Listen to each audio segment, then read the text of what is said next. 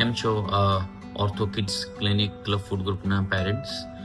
હવે આ વિડીયો મારે એટલે બનાવવો પડી રહ્યો છે કે બધું ફોલ્સ ઇન્ફોર્મેશન આપણા ગ્રુપમાં ડબલ્યુ સિટિંગ માટે હમણાં કોઈક પેરેન્ટે પોસ્ટ કરી.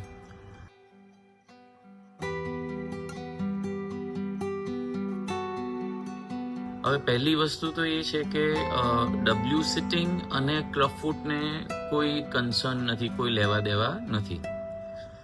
ડબલ્યુ સિટિંગ શું છે અને શા માટે થાય છે? ડબલ્યુ સિટિંગમાં જેમ આપણે એક પેરેન્ટે ફોટોગ્રાફ મોકલ્યો તો બાળક પગ પાછળની તરફ ફેરવી ને બેસી જતું હોય છે અને રૂટીન કમ્પ્લેન એવી હોય કે ભાઈ પગ સીધા કરો તો થોડીક વાર પગ સીધા કરે અને વળી પાછો એ પોઝિશનમાં બેસી જાય. અને કેટલાક બાળકો પલાંઠી ન વાળી શકતા હોય, એ પણ એક કન્સર્ન હોય છે. હવે ડબલ્યુ સિટિંગ એટલા માટે ઉદ્ભવે છે કારણ કે બાળકનો જ્યારે જન્મ થાય ત્યારે ગર્ભસ્થ બાળકની પોઝિશનમાં એ અંદરની તરફ ફરેલું હોય, બાળક ટૂંટિયું વાળેલું હોય છે અને એટલે એમનો જે થાપાનો ગોળો હોય છે એ આગળની બાજુ ઇન્ક્લાઇન્ડ હોય છે, ફ્રન્ટ ઇન્ક્લાઇન્ડ હોય છે, અને ફિમોરલ એન્ટીવર્ઝન કહે છે. અને આ જે એંગલ છે, માની લો કે આ થાપાનું હાડકું છે, આ બોલ છે, તો બાળક જન્મે ત્યારે આ એંગલ 45 ડિગ્રીનો હોય છે. પણ જેમ બાળક ઊભું થાય અને આગળથી પ્રેશર આવે એમ ધીરે ધીરે નીચું આવે અને એ એંગલ 15 ડિગ્રી થઈ જાય 7 થી 8 વર્ષની ઉંમરમાં. અને 15 ડિગ્રીનું આગળની તરફ ઇન્ક્લાઇન્ડ હોવું થાપાના ગોળાનું એ નોર્મલ છે. હવે આ 1 વર્ષથી લઈને 8 વર્ષ સુધીમાં કે જ્યાં થાપાનો ગોળો ફ્રન્ટ ઇન્ક્લાઇન્ડ છે, તો એને સોકેટમાં લાવવા માટે બાળકે પગ અંદર ફેરવવા પડે. અને જ્યારે એ પગ અંદર ફેરવે ત્યારે એ બોલ સંપૂર્ણ સોકેટની અંદર આવે અને બાળકોને એમાં કમ્ફર્ટેબલ ફીલ થાય. એટલે એ જ્યારે બેસે ત્યારે બંને પગને અંદરની બાજુ ફેરવીને બેસે, જ્યારે બોલ એના સરસ રીતે ગોળાની અંદર બેસે. જો તમે એમને પલાંઠી વાળવાનું પ્રેશર કરો તો એ ફ્રન્ટ ઇન્ક્લાઇન્ડ બોલ વળી પાછું વધારે બહાર જાય અને એટલે એમને ઇમ્પિંજ થાય, દુખે.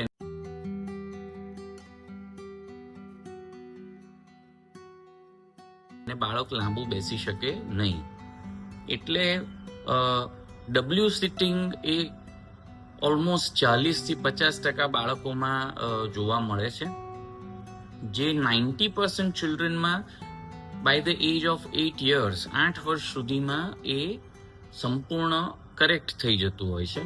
5-1 વર્ષના થાય બાળકો ત્યારે ડબલ્યુ પોસ્ચરમાંથી પગ સીધા રાખીને બેસતા થાય અને 5 વર્ષ પછી થોડી થોડી પલાંઠી વાળી શકે, ઘણી વાર લાંબો ટાઈમ પલાંઠી વાળી શકે.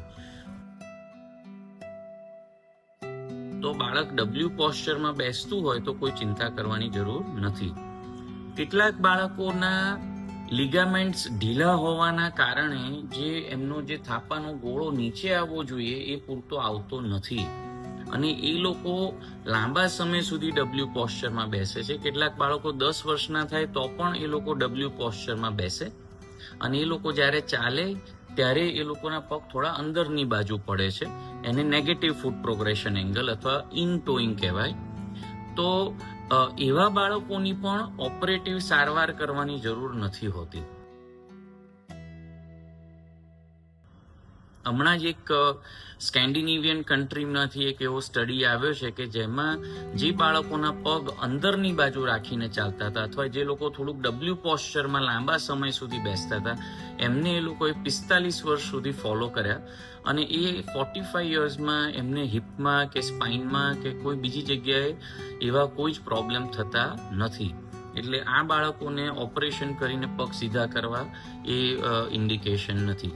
હવે પ્રશ્ન આવે કે શું આપણે કોઈક એક્સરસાઇઝ કરીને કે બાળકોને ફરજ પાડીએ કે તમે પલાંઠી વાળીને જ બેસો તો શું એ ઇમ્પ્રૂવ થઈ જાય? પણ એનો જવાબ ના છે. તમે પલાંઠી વાળો છો તો તમારા થાપાના ગોળાની ઉપરના ભાગ પર એવું પ્રેશર ક્યાં આવતું નથી, એ નેચરલ મિકેનિઝમ છે. જ્યારે બાળક ઊભું થઈને ચાલવા લાગે ત્યારે ઓલરેડી ફ્રન્ટલ સ્ટ્રક્ચર્સ એ ગોળાને પ્રેશર કરવાના જ છે અને એ ધીરે ધીરે આપમેળે સીધી થઈ જાય એવી વસ્તુ છે. એને ફિઝિયોલોજિક ફિનોમિનન કહે છે. ફિઝિયોલોજિક ફિનોમિનન એટલે જે વસ્તુ આપમેળે સીધી થાય, એમાં કોઈ સારવાર, એક્સરસાઇઝ કે કોઈ કાયરોપ્રેક્ટિક સારવાર કે ફિઝિયોથેરાપીની જરૂર હોતી નથી, કોઈ શૂઝ પહેરાવવાની જરૂર હોતી નથી, કે પછી ઓપરેશનની તો વાત જ નથી આવતી. હું છેલ્લા 23 વર્ષથી પ્રેક્ટિસ કરું છું અને સામાન્ય બાળકો કે જેમાં પગ અંદરની તરફ વળેલા હોય એને મારે ઓપરેશન કરીને સીધા કરવા પડ્યા હોય એવું એક પણ બાળકમાં આજ સુધી જરૂર પડી નથી. એટલે આ વાત આપને સૌએ સમજવાની છે. ક્લબફૂટ હોય કે ન હોય, આ પ્રમાણે 40% બાળકો બેસતા હોય છે, જે સમય જતાં જાતે જ ઇમ્પ્રૂવ થઈ જતું હોય છે. Thank you. Have a great day.